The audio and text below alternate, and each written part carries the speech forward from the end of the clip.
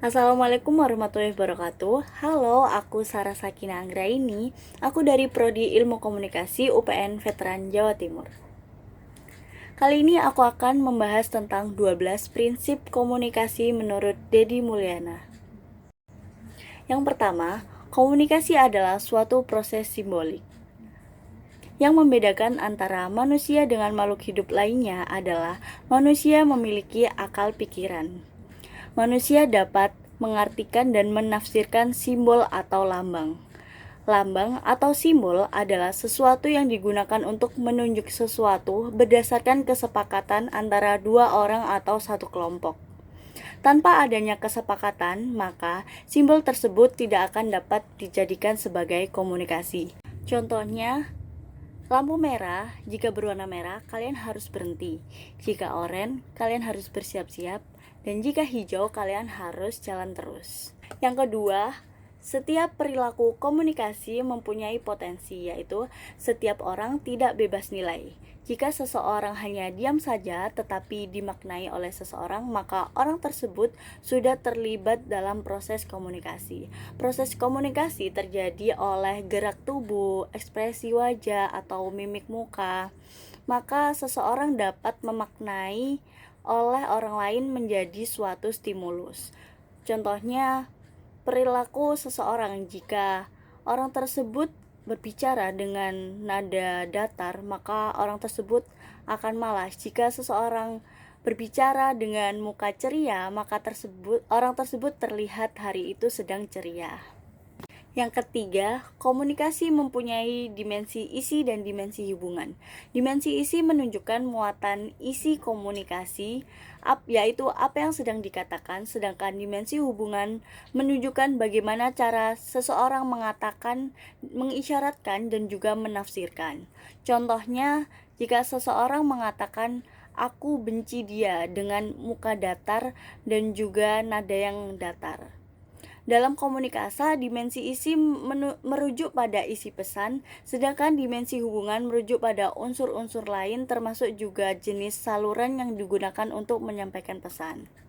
Yang keempat, komunikasi itu berlangsung dalam berbagai tingkat kesengajaan. Sengaja maupun tidak sengaja bukanlah syarat yang mutlak bagi seseorang untuk berkomunikasi.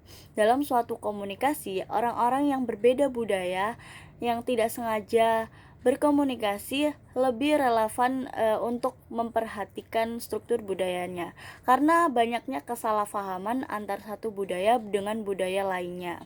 Seperti jika di Indonesia bersalaman itu merupakan hal yang wajar dan juga sopan. Akan tetapi tidak dengan negara Jepang.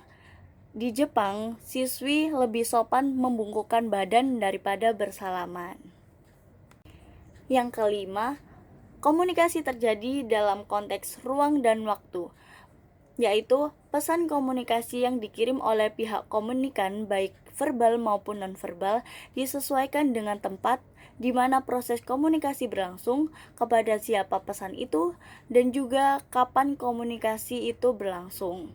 Seperti jika kita akan menghubungi dosen, sebaiknya menghubungi di jam kuliah atau jam kantor, pagi ataupun siang, karena jika kita menghubungi di malam hari akan mengganggu dosen dan juga tidak sopan. Yang keenam, komunikasi melibatkan prediksi peserta komunikasi. Ketika kita sedang berkomunikasi, maka mereka akan memprediksi efek perilaku komunikasi. Dengan kata lain, komunikasi juga berkaitan dengan aturan-aturan yang terkait dan juga norma yang ada. Prediksi ini tidak dapat disadari dan berlangsung secara cepat. Kita dapat memprediksi perilaku komunikasi orang lain berdasarkan peran sosialnya. Seperti contohnya, jika kita berbicara dengan dosen, kita harus sopan. Dan juga kita menyapa dosen meskipun dosen tidak mengenali kita, maka dosen tersebut akan menganggap kita bahwa kita adalah ramah dan juga sopan. Yang ketujuh, komunikasi bersifat sistematik. Komunikasi sistematik menyangkut dua hal, yaitu internal dan eksternal. Internal menyangkut seluruh sistem nilai yang dibawa individu ketika berpartisipasi dalam komunikasi, sehingga membentuk kepribadian yang unik yang meliputi lingkungan sosial, keluarga, dan kelompok. Sistem eksternal adalah unsur individu seperti cahaya ruang, kegaduhan, isyarat, fisik, pilihan kata, dan lain-lain.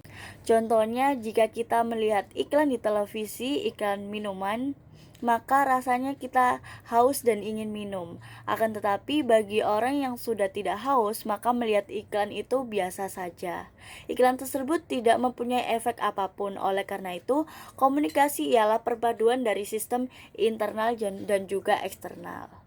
8. Semakin mirip latar belakang sosial budaya, semakin efektiflah komunikasi.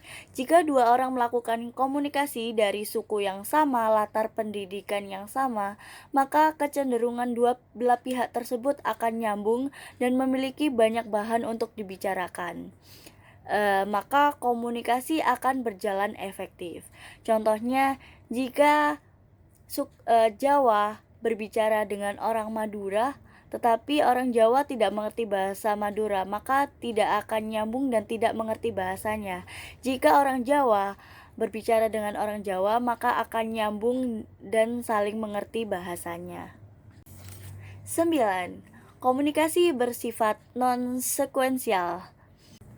Proses komunikasi dilakukan tidak berlangsung atau satu arah, maka melibatkan respon atau tanggapan sebagai bukti bahwa pesan yang dikirimkan itu diterima dan dimengerti. Seperti contohnya, banyak sekali komentar-komentar di sosial media yang tidak bertanggung jawab.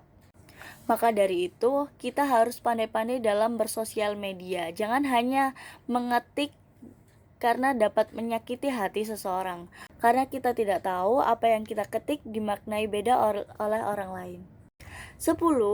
Komunikasi bersifat prosesual, dinamis, dan transaksional.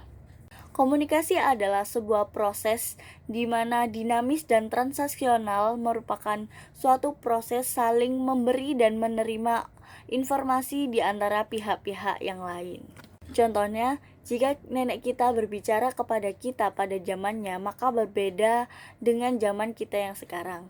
Komunikasi sebagai suatu proses yang dinamis dan transaksional dimaknai bahwa orang-orang yang berkomunikasi mengalami perubahan secara fisik maupun mental. 11. Komunikasi bersifat irreversible. Seseorang yang berkomunikasi tidak dapat mengontrol efek yang telah diperbuat atau ditimbulkan, karena komunikasi tidak dapat ditarik kembali. Maka dari itu, jika kita berkomunikasi harus memperhatikan tutur kata dan juga memikirkan apa yang telah kita ucapkan kepada orang lain. Jangan sampai kita menyakiti hati orang lain.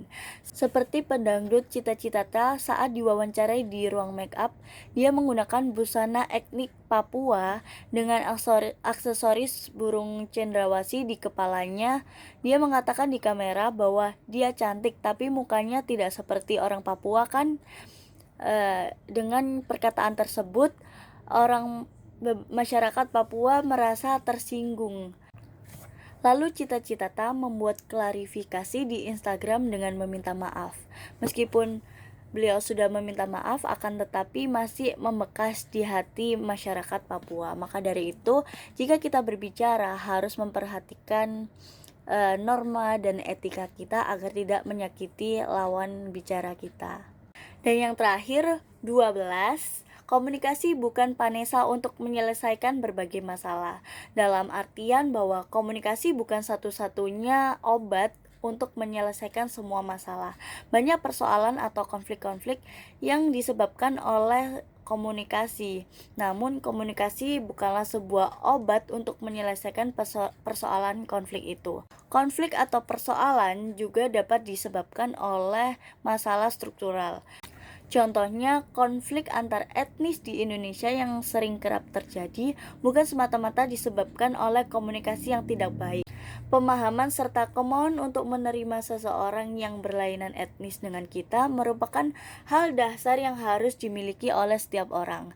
Tanpa hal tersebut, komunikasi hanya proses yang sia-sia. Itu dia penjelasan dari saya, semoga bermanfaat. Terima kasih. Wassalamualaikum warahmatullahi wabarakatuh.